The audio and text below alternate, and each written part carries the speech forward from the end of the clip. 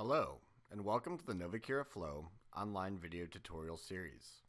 In this segment, we will go over subscribed workflows. Companies generally create two environments in Flow, one for test and one for production. In the test environment, you can create, test, modify, publish, and share workflows. Once a flow has been shared, you can subscribe to the workflow in the production environment. Then, end users can use the flows, even while changes are being made in the test environment.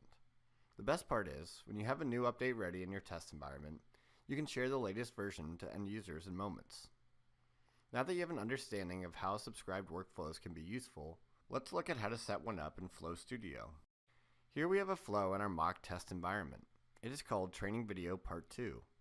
If we want to share this flow in another environment, in this case, our production environment, first, we hit the check mark and commit the workflow. Then, you can publish the workflow by clicking the rocket ship icon. Once you have published it, the share icon will become available. Share the workflow by clicking the share button, then copy the access URL at the bottom. Next, we will go over to our production environment where we can subscribe to the workflow. Go into the server content window, right-click, and click the subscribe button from the dialog box. Paste the link into the text box and click OK. After a few moments, a dialog box appears, informing you that the subscription has been added.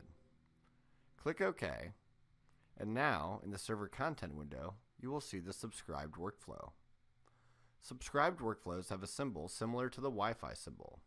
When you click on one, it will expand to show you the workflows you have subscribed to. You will notice that these flows have a lock symbol on them, indicating that they cannot be changed in this environment.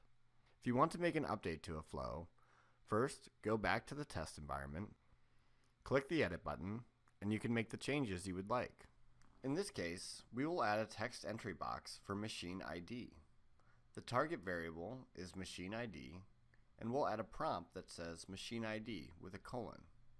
Click OK to save your changes. Now you can commit the workflow, publish it, and click the share icon to share the new version. Once you've hit share, you can close the window. Now, when you go back to the production environment, you will see a little green icon next to the flow. Right-click on it, and then click the update button. Once you have clicked the update button, after a few moments, a dialog box will appear telling you that the subscription has been updated. Click OK. Now when you open the user step in the production environment, you can see it has been updated to show the machine ID field we added.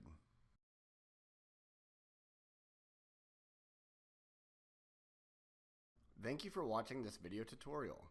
Be sure to visit us at novacura.com/movies for more training videos, or contact us at www.support.novacura.com for any support-related requests. Novacura, real process improvement.